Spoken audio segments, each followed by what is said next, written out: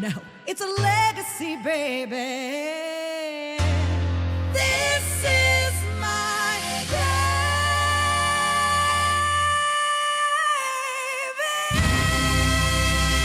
Oh my God, it's a podcast. Welcome back to This Is My Baby, the podcast. I am David Ian. And I'm Sarah Hester Ross. Playing with a pizza. But pizza erasers. Pizza erasers that and come apart. These were little gifts that producer Jess and Justin gave us. Yes. And I'm having a little bit of fun with them. I don't know why. Erasing all her mistakes. That's what she's doing. They're kind of cute. They pull right apart. I know. They've also got this giant pizza piñata. Yes. Yeah, look at me. You didn't know what a piñata was? No, I did, but I was just making sure that I was right. So I'm guessing what we've got today is pizza related. Pizza. Really. Pizza. I think it's I love pizza. I'm really glad that presumably after this episode they're going to deliver us a bunch of pizza, I assume. Because it would be cruel to make us talk about pizza for an hour and not provide any, wouldn't it? So I'm going to assume that at the end of this episode pizza will arrive. Tune in all the way through and find out at the end if pizza arrives, folks. Are you ready? Should we get to it? Yeah, I'm hungry. Yeah, right. Here we go. All right, let's get started. I hope y'all are hungry. And if you're not, you're going to be by the end of this episode with our very special guest. Everyone, welcome Scott. Welcome, to the Scott. podcast. Hey, Scott. Nice to meet you. Hey guys. Thanks so much for being Wonderful to meet you. here. A true pleasure. Every episode, we ask our guests 3 questions to kind of get a little closer to what your baby is. First question is, how old is your baby? Ooh, my baby is about to turn 18. Whoa! 18? Grown-ass adult. Can vote. Legal can in the UK. Smoke. You can drink in the UK. Oh, I thought... Sorry. Did your mind just go to the gutter? Yeah. Oh and I my mean, God. you would We're be like 10 correct, but I'm seconds like, into the episode. Sorry. You said it. I was just going to take it for a drink. Me too. Okay, so that was question 1. So it's 18 years old. Look at your face. Second question is your baby cute or ugly? My baby is adorable. An adorable 18-year-old. Let's definitely take it for a drink. Yeah. Okay, third question. Was your baby planned or a surprise? This baby was a bit of a surprise, yeah. Okay. All right. Exciting. Okay, tell us what your baby is. My name is Scott Wiener, and giving pizza tours is my baby. Yay! Giving pizza tours. Congratulations on your 18th 18-year-old. 18-year-old. Okay, Man. so Scott, you've done the do. If there's anybody that's listening or watching that doesn't know what giving pizza tours means, can you can you summarize? That would be so weird if they did it. Wouldn't it? I know, it's such a normal thing. Yeah, I feel like everybody does, but just in case. It's so funny when people introduce me to their friends and they're like, oh yeah, and he gives pizza tours. And I have to pause and say, I need to explain this. What I mean is I run a company that takes people on guided tours through multiple pizzerias as a way of explaining the science and history of culture of pizza. Wow. By visiting multiple restaurants and giving tours of the kitchens and eating and all that. Just sounds like the best thing ever. It really does. Yeah. And that is your full-time job. This is not just a hobby. This is like your whole what business. you do. Yeah, this is my life, my lifestyle, my business, and my hobby, but it is what I do full time. How did you get into pizza tours? Like, obviously, you like pizza. Yeah, I'm just going to assume. Can you imagine if you Yes, didn't? love pizza. Well, I mean, it was a surprise to me to do this as a business, but I got into it because I was really into pizza the way I think a lot of people are. Sure. But I took it a little bit further. I would visit pizzerias for fun as an activity, as a way to entertain myself and my friends. Like we would drive to the Bronx to hit up 4 or 5 pizzerias in a day. And then a month later, we would go to Philadelphia to do the same thing. If I was traveling to visit family in California, I would visit pizzerias that I'd always heard about. And that sort of started to create this collection of variations of pizza. And I think a lot of people look at pizza as being, well, there's good places and there's bad places. But to me, that didn't exist. It was more about there are different ways of achieving different things. And I like to know about the process. So when people would go with me to pizzerias, I would just spend the whole time talking about the process and asking a million questions. And Right. then that kind of ballooned into taking taking people I didn't know for pizza. And that's the tour business that started in April of 2008. So are you saying that there is no such thing as bad pizza? Never said that. I, there is, well, I'll put it this way. There's pizza that is best enjoyed at 3 in the morning. And then there's pizza that's valid all hours. I mean, I tend to always go for a pizza that is good in the moment and also needs to be good like at 7 in the morning. Because you know you're gonna leave it out on the counter and then Yes. you'll wake up reaching for something to eat, and then that's the thing. Yes, because I sleep on my kitchen floor. I'm not judging anybody, believe me, please. I just imagine myself on my kitchen floor being like, pizza. I love that. I love that view of me because I'm on the floor with my dog. Absolutely. That is an accurate view. Yeah, it's true. It's like, how did you know that, Scott? Yeah, I'm a big fan of pizza. My boyfriend is also from New York, so he's like, and I don't, what is it about New York? Because you're in New York, yes? I'm in New York, yep. What is it about pizza in New York that you think? Well, that you think that's New York has a deep history with pizza. Like we've had pizza longer than anybody else in the US. We've had pizza really since the late 1800s. So there's been this built-in cultural element of like who we are as people that's been focused on pizza. So I think our New York became associated with pizza before any other city specifically became associated with pizza. And that's why everybody in New York like thinks of themselves as, and is to an extent, a pizza expert. Right. And that they will also go to other places and pontificate to you that, oh, well, the pizza in London, oh, well, it's not like what we have back home. Or, Right. or maybe it is. New Yorkers feel like they have this power over pizza. Do you know much about pizza in London? I do, yeah. Could you do a tour of pizzerias in London? Without a doubt, absolutely. And it's funny, I give a lot of tours to London-based pizzeria owners in New York because lately they've been coming to New York to get inspiration from our pizzerias. So I've gotten to know tons of pizzeria owners in London. And oh yeah, a tour in London would be great. Who would you recommend? What pizzerias in London would you recommend? Ooh, you mean just to eat or on a tour? Oh. Well, okay. 'Cause there's a difference. There is a okay. I was just about to ask, like the tour, is it virtual? Are you always there? I don't even understand the idea of going on a pizza tour and not being in the pizzerias. Because on the tour, you get to try the pizza, right? Yeah, baby. I'm taking you to different places. We do walking tours and we do bus tours. And the only difference is really how far we can travel on the bus. Yeah, I've heard, and I've already selected the bus tour for when I'm there in April. I don't want to walk. Yeah, I'm not a big walker. So I'm coming on the bus tour. Okay. So come on, you were going to tell me some pizza in London for when I go home. Yeah, okay, so many. I think it's important, okay, if we were on a tour, so this is important to say that if it was on a tour, to understand the history of like what pizza is in London, I don't know if we would visit them, but some places that are important to talk about would be a place like a Pizza Express, so that people have an understanding of some of the like early big pizza. Yeah. Not a place that I want to eat, but it's important that it's like... Yeah, a chain since like the 1950s. Exactly.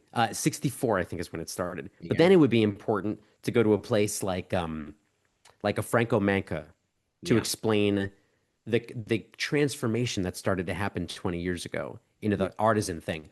Then a Pizza Pilgrims would make a lot of sense. Okay. Because that's like the, Neapolitan / neo-Neapolitan wave. And then we would get into the current thing, which is the New York / New Haven, old school, early 20th century, Northeastern U.S. inspired places like Vincenzo's and Carmela's and Bread Stall and like Crisp, places like that. My God, I'm so hungry now. I know all of those places and I am so hungry. I think let's go to London and do a tour of pizza. Let's do it. I mean, it's going to happen. Well, for those of us who aren't in the UK, Imagine. Okay. Let's I don't know if you've heard of this place. It's called Pizza Hut. I actually did a tour last year for one of the founders of Pizza Hut, and Shut now up! I'm serious. Do you know the history of Pizza Hut? No, please tell me. It's very wonderful. nostalgic for me, just in general, because like the red roof.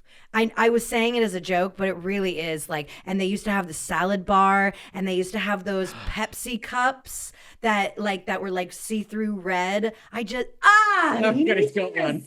Yep, I love those. That was so, it's very nostalgic to think about, like Pizza Hut. You don't have those, do you? We have Pizza Hut. Oh, you do? And they still have those red cups there.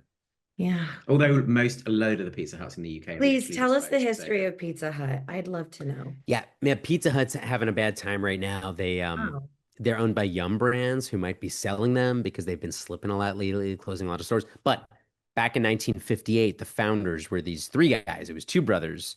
It was Frank and Dan Carney, and they rented out a space that was super, super tiny because a friend of their family was renting out the space and had just read an article about pizza and how it was going to become like the next big thing. It's like a very early article about pizza, and basically said to them, open up a pizzeria in this place. But they had no idea how to make pizza. So they called up a friend of their sister's, this guy, John Bender. They knew he worked at a pizzeria before. So he came over, brought a dough recipe and a sauce recipe, and that became the first recipe for Pizza Hut, and he became the third partner. And I did a tour for him and his family, and now we're like in touch, and he sent me a picture of the book where he wrote down the original recipes. Oh, wow. Is it what they still use? No, not at all. No, probably not. Not even close. You and I have never eaten the original recipe. Like Pepsi bought it by the early 90s. Oh, or maybe even late 80s. Anyway, what we grew up with was definitely the newer version. brand. Yeah. Fascinating. Yeah, I love it. I've always thought that if Pizza Hut were to go back to that, it would be really good for their brand. Maybe not. Maybe it's just. Oh, you think so? Yeah. Well, they went back to the logo. Like they've been using the old logo, and then they've been doing some kind of cheeky things like having one location that's the old school style. And I agree with you that people are interested in restaurants as an experience now, and Pizza Hut had gone to the express version of restaurants. So if they go back, there might be an opportunity. And to lean into the nostalgia of it, I think, people my age are the ones going out like with the families and stuff like that, and having that again. Yeah, the nostalgia is part of the experience, right? That you kind of want if you decide to go somewhere like that. I feel like pizza is very nostalgic, just in general. Of course, yeah. You always loved the place you grew up with. Mm-hmm.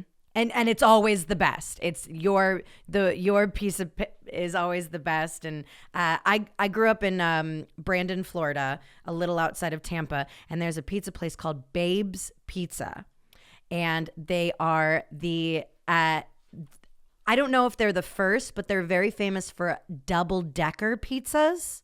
And every time they would pull it out, they would be pizza, and I loved it so much. I'm looking at pictures of it right now. So I've never heard of it. So it's a pizza with another pizza on top of it. Mm-hmm. It's fascinating. It's so good. Thank you, Florida. We got to do something right. I love it. I'm looking at a picture of their menu. It has a diagram and it says, what is a double-decker pizza? And it's got a diagram. Yes. Wow. And this should be your logo. Their logo is this baby. Not I should say like not conventionally attractive baby. Yes. It's like it's like if you say man baby, like an old man, but in baby. It looks like George Costanza is what it looks like. Totally. Yes, absolutely. Which is pretty Florida, if I do say so myself. Yeah, I'm so glad you didn't know about that. Yay. That makes me so happy. This is a big deal for me. Thank you for bringing this light into my life. You're so welcome. How many times a week are you eating pizza? Do you eat anything else? I eat lots of other food. Yeah. I eat pizza essentially every day. I mean, that's the dream. It's very rare that a day goes by that I don't. I keep track because I limit myself so that I don't go overboard. I limit myself to 15 slices per week. So I keep track in like a spreadsheet, Wow. and it'll tell me how many I have left for that week. How should I budget out my pizza? This way I know if I'm getting close and I have like But 3 is a tours coming slice up, I always can the be careful. same size? No. That's an amazing question. So I keep it, the slices are not the same size. It's like, I think of a slice as 8 to 10 bites. So if Okay. I'm having a slice that's like a 4-biter, That's a half only a half. slice. Oh, It's a half slice. smart. But if I have if I have a giant slice that's like 20 bites, that's also still one slice. Yes, the boundary only goes one way. Yep. This is not Oh, wait. doctor approved. This is like Scott, that's what we call girl math. I don't know if Call you're it whatever you chronically wanna call it. online, but that's That is definitely girl math. You could have an entire pizza that had been shaped into one slice. I've had that before. You. There you go. And You've 50 had of an them, entire- and we're sorted. How big was it? I mean, yeah, it was like a pizza sized single slice. Wow. Why not? And that Why not? And that counts as one. It's all relative. Well, Yes. because dude, listen, you can't cut an 18-inch pizza into 6 slices and tell me that one slice is the same as if you cut it into 8 slices. No, I can't. But according to my math, I will count it as the same. Mm-hmm. Quite So right. I know what I'm doing here. Oh, we have been told by, wait, hold on. Excuse me. Our producers are telling us in a very professional way that you are a world record holder for pizza boxes. I have the Guinness World Record for the largest collection of pizza boxes. How did you get into that? And where do you Well- store them? Oh my God, that's a way better question. Very good questions. So I got into that because when I started down the path of my first question to myself 18 years ago, how can I make a living eating pizza every day? And I you really nailed wish it. I'd asked myself that question, to be honest. Is it too late? Yeah. It's possible. You can do it. I just asked myself that question and I figured the medium of giving tours is so great because every tour, as I learn more, every tour can be different. People could come back many times. Other ways, like, what do you write a book about it? Pitch a show that nobody's going to pick up about? Doing it as a tour makes so much sense to me. But I knew that it meant I had to learn everything I possibly could about pizza. And since pizza boxes are maybe unfortunately such a big part of most people's pizza eating experience, I had to learn about that. So as in my quest to visit pizzerias, I would sometimes save a box that looked really cool.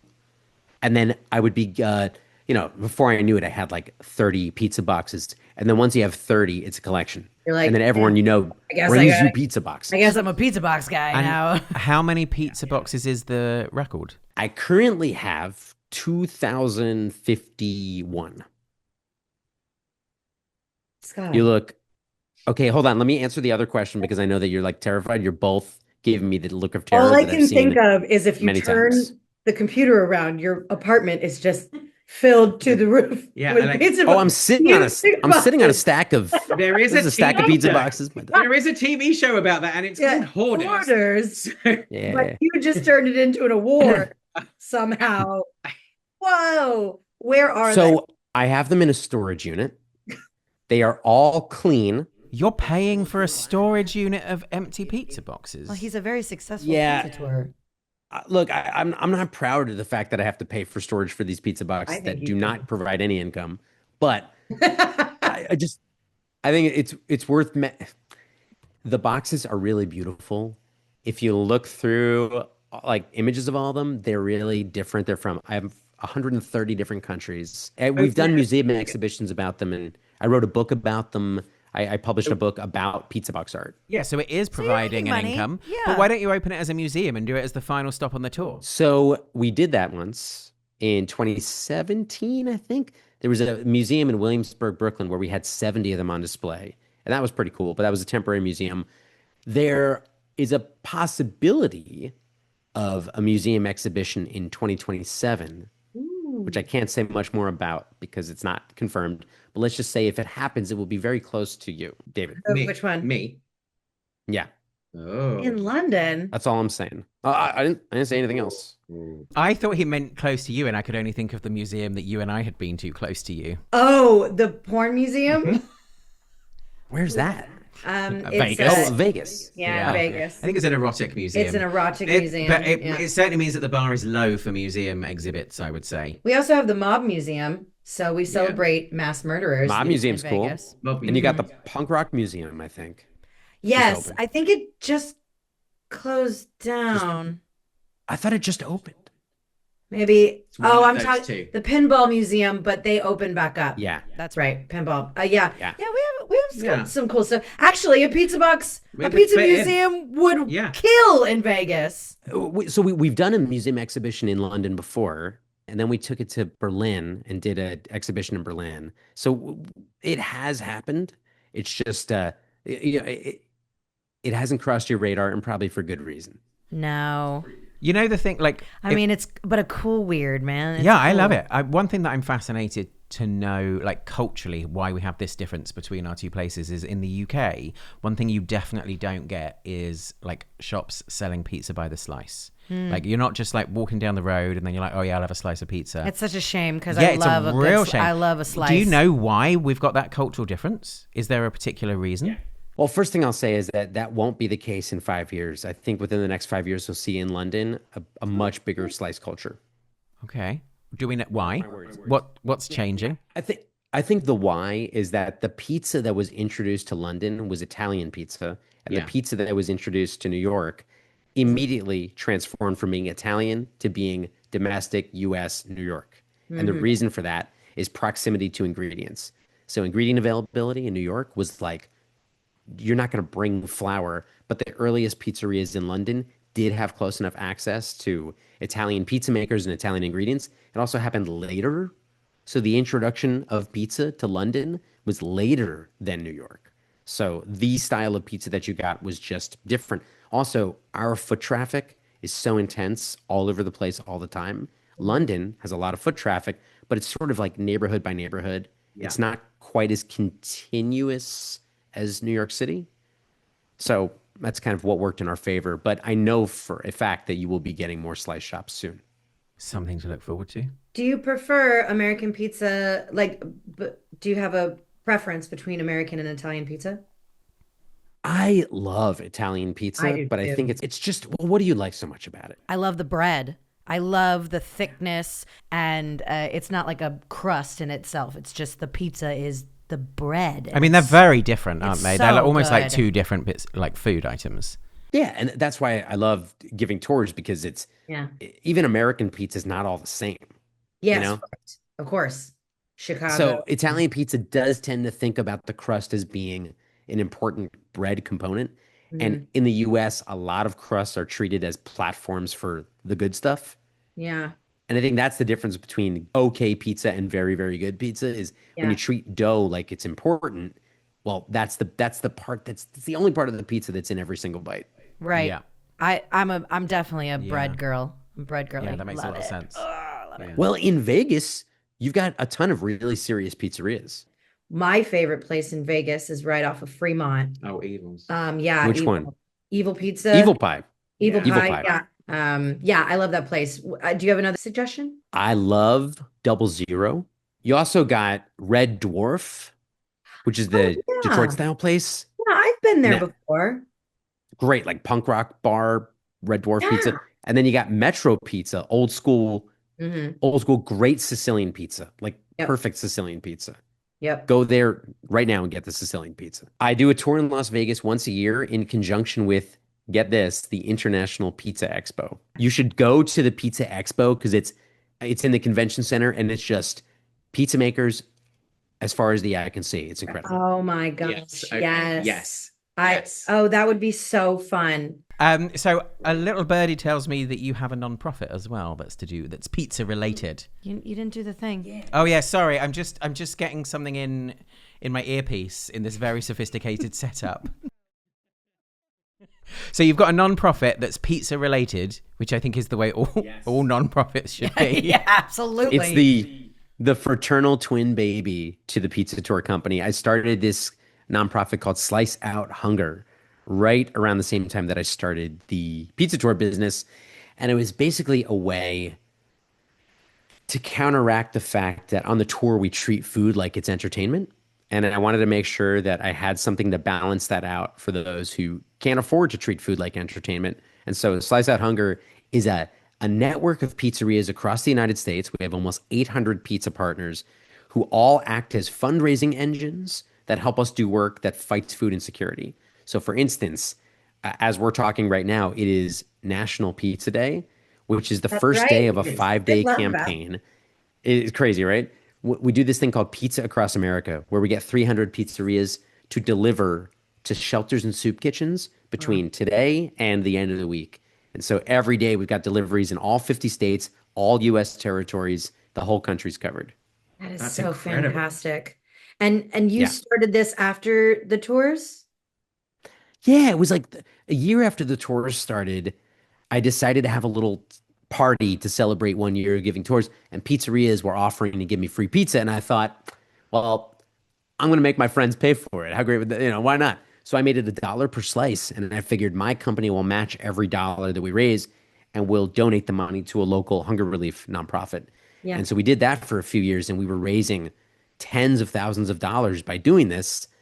And then in 2015, we turned it into its own 501c3, and now we operate across the country. I mean, that is amazing. It really is amazing. Who would have thought, like, you were just coming up with an idea of how you were going to eat pizza every day as a job, and now you're using it for so good? I really love how you explained it, too, because I believe that food is just a right. People should just be able to eat. Water is a human right. But we have, as a society, turned food into entertainment, and it's a luxury. It's a privilege, and it tends to be the people that can afford it as an entertainment. So I love how you put that, that people who can't afford or do not experience food as entertainment, to have them have good food, and because it's a basic human right. Yeah, and those two things can be true simultaneously. It can be true that we shouldn't feel bad about enjoying food and about using food as entertainment. You shouldn't feel bad about that. But at the same time, you have to be conscious of the reality, which is this country has more food than we need. Mm-hmm. We waste about 40% of it is waste. That's problems that need to be fixed, but on a micro level, we can fix things in our own neighborhoods. Mm-hmm. Pizzerias are the neighborhood hangout. It's that they're a community space. Yeah. And so those pizzerias already give so much to the community. All we have to do is help link them with local shelters and soup kitchens. It's what we do. And then that forms these relationships that continue on forever. Right. Incredible. I love it. It's amazing. Great work. Yeah. You're on the road constantly, yeah? Well, I'm giving tours in New York most of the time. I do travel a lot for pizza, but when I travel, it's usually something pizza related, or I mean, even if I'm going somewhere on a non-pizza related vacation, it's a good chance that I know some pizza maker in town, and you're gonna make it have to go visit them. Yeah. I would imagine that would be really hard because you actually have a human baby as well. I do have a human baby, yeah, and a young one. How old are they? Yeah, she's not even 3 yet, but so she's little. Has she tried pizza? So not only has she tried pizza, but I made sure that the first pizza she tried was mine. Hell yeah. Right. And we did it as a build-up in preparation for her first trip to Italy. Oh, wow. So we were going because I had a trip to Naples where I was judging a pizza competition. And I knew she would be exposed to pizza every day. And we thought, we got to prime her, because what if we show up and she doesn't like it? Pizza. Then, well, you have to give her up for adoption. It wouldn't have worked. I would have said, this has been nice. It's been a good day. Sorry, we got to part ways. We don't have the same values. She's obsessed with pizza. Hey, and of course she is. I swear I'm not a pusher, but she can identify from looking at the label of a tomato can where the tomatoes are from. Wow. Proud. What a unique talent. Yeah. She's going to inherit the family business. If she sticks with the family business. Yeah. That's amazing. I love that. Yeah, me too. That's incredible. Scott, how can our viewers and listeners support your baby? The pizza-based one rather than the human? I mean, eventually that's going to support. But I don't think any of them are going to offer to like babysit or anything. Yeah. We are looking for, and it's funny. One of our babysitters is somebody I know through the pizza world, so that's okay. But you can check out everything I do at sliceouthunger.org or at scottspizzatours.com, and both of those are also the social media handles. It's Slice Out Hunger and it's Scott's Pizza Tours. And that's how people can book pizza tours if they're interested in going in person. Yeah. scottspizzatours.com has a full public schedule of all the tours that we do for the public. And then we have private tours that we do all the time just on request. That's awesome. I love it. I want to go on one. Anything where I can eat the whole time. Man, We're gonna do one. I'm very excited. I can't wait. Thank you so but much. By bus, not walking. I can't stress that enough. I'd hate to have earned the pizza. It depends on the place because, like, if you're in New York, you'll want to walk because New York is a walking your bus place. one is different boroughs in New York, right? Yeah, we leave. Yeah, Oh, we leave I Manhattan for that. I see. Okay. Oh, see. Then Yeah, it's I'll- not just for lazy people. It's like the bus tour goes the distance. We go like 15-mile radius. Fuck it, I'll do both. Fine. I'll carry you. Yeah, you heard it here first, folks. Thank you so We much, appreciate Scott. it a lot. Thank you This so was so much. fun. It's been a pleasure. Thanks for having me.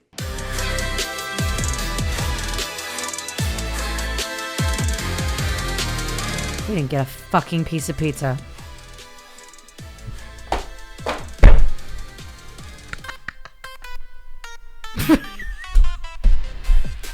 Bye. This is funny because you know Jess will go to bed and cry about it. It's acting, Jess. I'm acting. Is that it? Have we done? Did we do the thing? Yeah, I said bye. Bye. Bye. Bye. Bye again.